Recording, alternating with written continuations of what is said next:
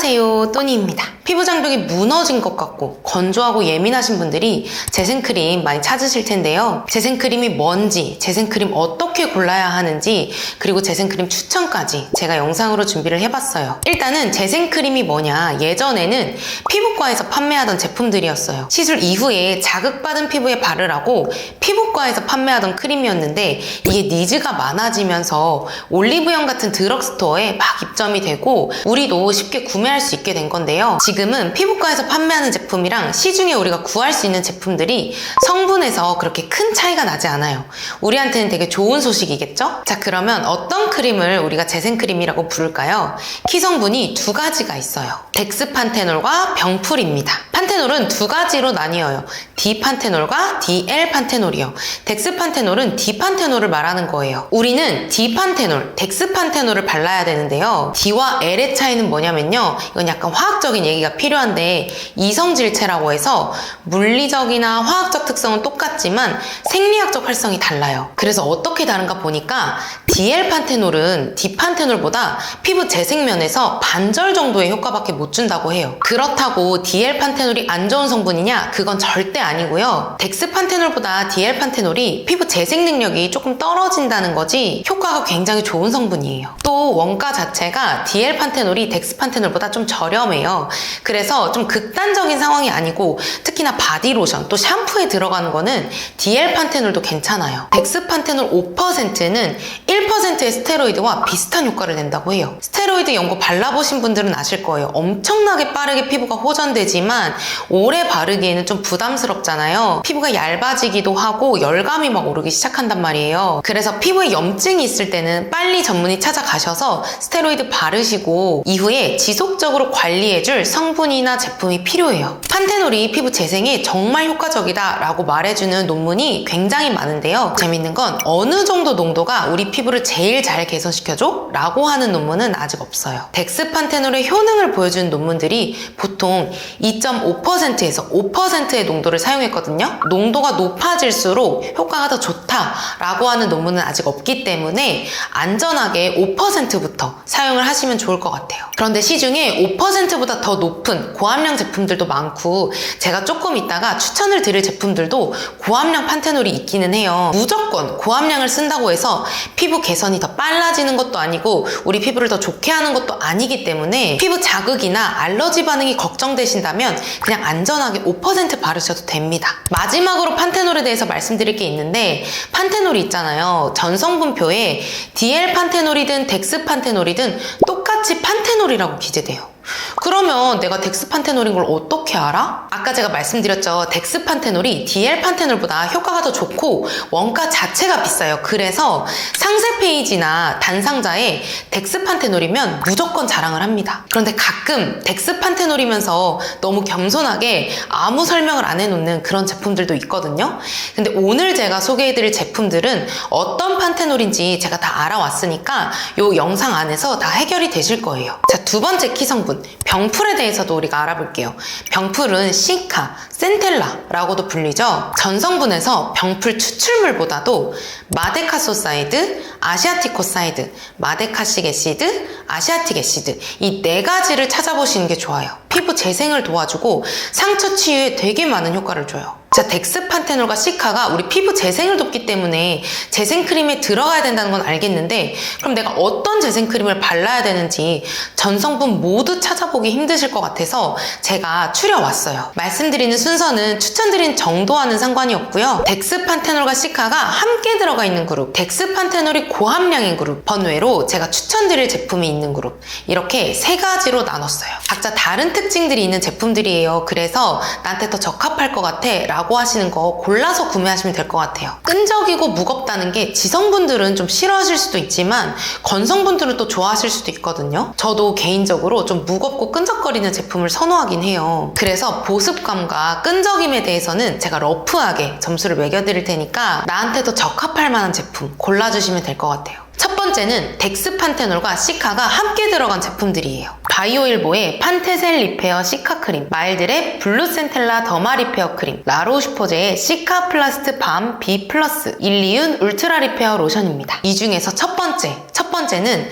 바이오일보 전성분의 첫 번째가 병풀 추출물 75.5%가 기재되어 있어요. 마데카소사이드, 아시아티코사이드까지 들어있습니다. 덱스판테놀과 시카 빼고 바이오일보의 특장점이라고 한다면 펩타이드 성분들이 굉장히 많이 들어있어요. 펩타이드도 피부 재생에 정말 좋은 성분이에요. 특히나 아세틸헥사펩타이드, 이 성분은 피부 재생과 주름, 탄력에도 도움을 주는 성분이에요. 제형과 사용감은요, 오늘 소개해드릴 크림 중에 가장 뽀송하고 가벼운 편이에요. 일반적인 수분 크림과 비슷하다는 생각까지 들었는데요. 바르자마자 시원하게 수분감이 확 돌지만 유분감이 별로 없다는 거, 그게 가장 크게 느껴졌고요. 약간 벨벳처럼 마무리되기 때문에 끈적임이 없는 게 장점이에요. 그래서 바이오일보는 악건 성분들보다는 트러블이 나시거나 유분이 좀 돌지만 재생크림은 바르고 싶어 하시는 분들이 바르시면 좋아하실 거예요. 건성분들은 유분감을 더 원하실 것 같다는 생각이 좀 들었어요. 두 번째는요, 마일드랩 제품입니다. 마찬가지로 덱스판테놀 5%가 들어있고요. 마데카소사이드, 아시아티코사이드, 마데카시게시드, 아시아티게시드, 그리고 병풀 추출물, 병풀 뿌리 추출물, 잎 추출물까지 들어있어요. 아까 바이오일보는 펩타이드가 되게 많이 들어있었잖아요. 이 마일드랩은 세라마이드가 많이 들어있어요. 세라마이드는 세포간 지질 중에 하나라 그랬죠. 각질이 벽돌이라면 이 벽돌 사이를 채워줄 시멘트가 필요한데 이 시멘트 역할을 하는 게 세포간 지질이에요. 그래서 세라마이드가 피부 장벽에 되게 큰 도움을 주는 성분입니다. 마일드랩도 EGF 성분이 하나 들어가긴 해요. 올리고펩타이드라는 성분이 EGF 성분 중 하나거든요. 딱 한 가지 유의하실 점이 있는데 이건 마일드랩뿐만 아니라 여러분들이 앞으로 화장품을 구매하실 때 꼭 보셨으면 하는 것 중에 하나예요. 뒤쪽에 아주 소량으로 보여지긴 하지만 추출물들이 굉장히 많아요. 이 추출물들이 각각 다 장점들을 갖고 있겠지만 알러지가 어디서 유발될진 몰라요. 이게 무슨 말이냐면요, 복숭아 하면 누가 들어도 몸에 좋은 과일이잖아요. 그런데 복숭아 알러지 있는 분들은 복숭아 못 드시잖아요. 그리고 오딱, 보양식으로 많이 드시잖아요. 그런데 저도 옷 알러지가 있어서 오딱은 못 먹거든요. 그래서 마일드랩뿐만 아니라 추출물이 좀 많이 들어있는 화장품을 구매하실 때는 전성분을 꼭 확인하시면서 내가 맞았는지 안 맞았는지 좀 기록도 해놓으시고 추적하는 그런 과정이 좀 있으면 좋아요. 제형과 사용감은요, 아까 바이오일보처럼 수분감이 많이 느껴지는 일반 수분크림처럼 발리는데요. 그래도 조금 더 쫀득거리긴 해요. 하지만 악건성이나 건성분들이 기대하시는 재생크림의 제형은 아닐 것 같아요. 얘도 유분감이 많은 제형은 아니거든요. 바이오일보와 마찬가지로 조금 가벼운 재생크림을 원하신다 하시는 분들이 사용하시면 좋을 것 같아요. 세 번째는 라로슈포제. 아마 대중적으로 제일 많이 알려진 재생크림일 거예요. 그냥과 플러스가 붙은 제품이 있는데 판테놀과 시카는 다 동일한 함량으로 들어있는데 플러스가 붙은 제품은 락토바실러스라고 해서 프리바이오틱스 성분이 들어있어요. 이거는 우리 피부에 이로운 미생물들이 좋은 환경에서 자라날 수 있게 도와주는 성분이에요. 플러스로 항염 효과도 있고요. 염증을 낮추는 데 좋아요. 그런데 라로슈포제는 제가 드릴 말씀이 있어요. 맨 마지막에 기재돼서 아주 소량일 것으로 예상되긴 하지만 티타늄 디옥사이드가 들어있거든요. 아시다시피 티타늄 디옥사이드는 무기자차 성분이죠. 자외선을 튕겨내는 역할을 해요. 사실 제 생크림에 왜 굳이 티타늄 디옥사이드를 넣었는지 잘 모르겠어요.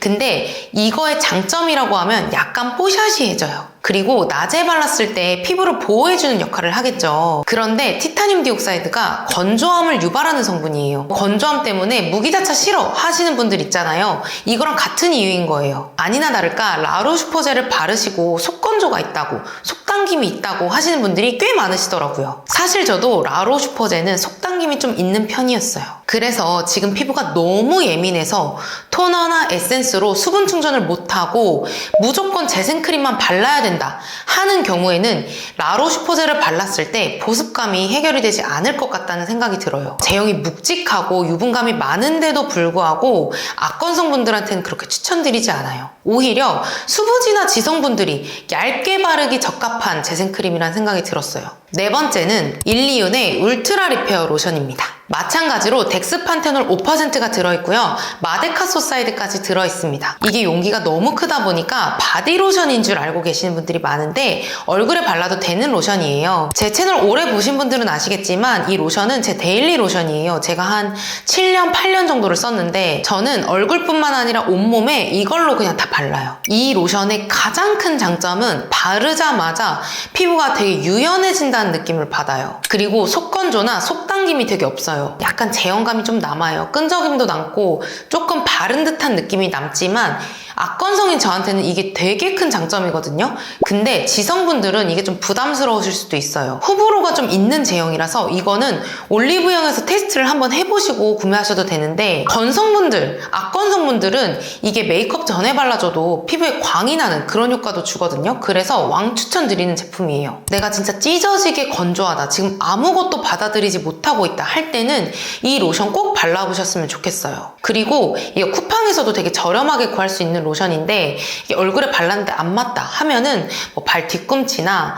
팔꿈치 이런 데 발라줘도 되니까 그냥 한번 구매해 보셨으면 좋겠다는 생각도 드네요. 두 번째 그룹은 고함량의 덱스판테놀 그룹이에요. 세라베라의 아토판테놀 로션, 키오스킨의 디판테놀 15.5 토소웅의 덱스판테놀 크림입니다. 먼저 세라베라의 아토판테놀 로션이에요. 이 세라베라에는요, 덱스판테놀이 10%가 들어있고 마데카소사이드와 세라마이드도 들어있어요. 쑥 오일이 들어가서 강력한 항염 효과를 주고요. 이 제품의 가장 큰 장점은 간단한 전성분이에요. 아까 제가 마일드랩 설명하면서 했던 얘기랑 비슷한 맥락인데요. 내 피부가 지금 너무 예민하고 따갑고 건조하고 이럴 때 재생크림 바르시려고 하실 텐데, 너무 다양한 추출물이 있거나 기능성이 있는 제품보다는 보습감을 줄 수 있는 성분, 그리고 피부 재생을 해줄 수 있는 성분, 여기에 초점이 맞춰진 제품을 바르는 게 조금 더 좋다는 저의 개인적인 생각이고요. 제형과 사용감은요, 일반 로션같이 되게 부드럽게 발리지만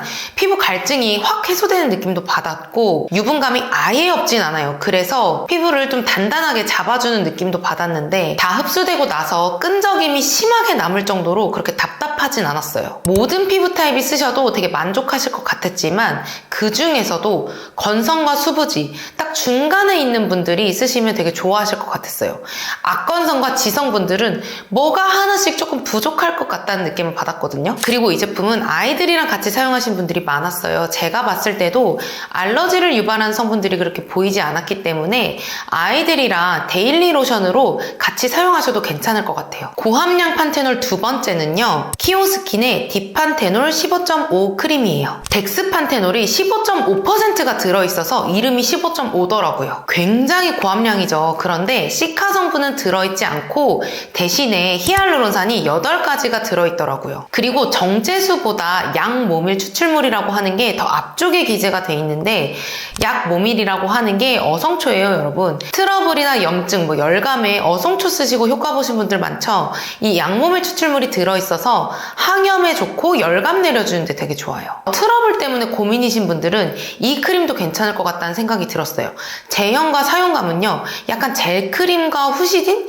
그 사이의 질감이었는데 다 바르고 나면 굉장히 산뜻하게 마무리돼요. 이것도 트러블이 있는데 재생크림을 바르고 싶다 하시는 분들에게 정말 추천을 드리는 제품이었어요. 마무리감이 좀 가벼운 편입니다. 고함량 판테놀 그룹의 마지막 제품은요, 토소웅의 덱스판테놀 크림이에요. 이 제품은 덱스판테놀 비율이 17%가 들어있어요.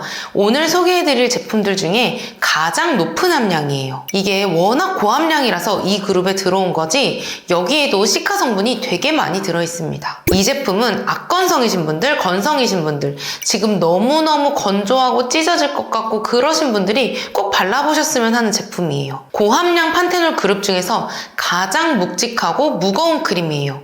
제형감이 약간 오일리하기도 하면서 좀 무겁거든요. 근데 그만큼 피부를 편안하게 해주고 피부가 진정되고 보습감이 잘 느껴지는 크림이었어요. 그렇다고 라로슈포제나 제가 조금 이따 소개드릴 바이오도마 시카비오 포마드처럼 막 그렇게 끈적끈적, 그리고 겉에서 봤을 때 번들번들하게 광이 이렇게 올라오는 그 정도의 유분감은 아니었어요. 악건성부터 건성, 수부지 분들 중에서 보습감이나 진정을 빠르게 확실하게 느끼고 싶지만 끈적이는 거 싫고 머리카락 붙는 거 싫고 그러신 분들은 이거 써보시면 좋겠어요. 세 번째는 덱스판테놀이나 시카가 많이 들어있진 않지만 제가 실제로 사용했을 때 피부가 너무 편안하고 개선이 많이 됐었던 그런 제품을 소개해드릴게요. 드리려고 해요. 제가 예전에도 여러 번 말씀드린 적이 있는데 제가 암 수술을 했었어요. 그때 너무너무 피부가 얇아지고 건조하고 아파서 물 닿는 것도 힘들었을 때가 있었거든요. 그때 이 제품이랑 일리윤을 제일 많이 발랐었어요. 바이오더마는 덱스판테놀이 들어있진 않지만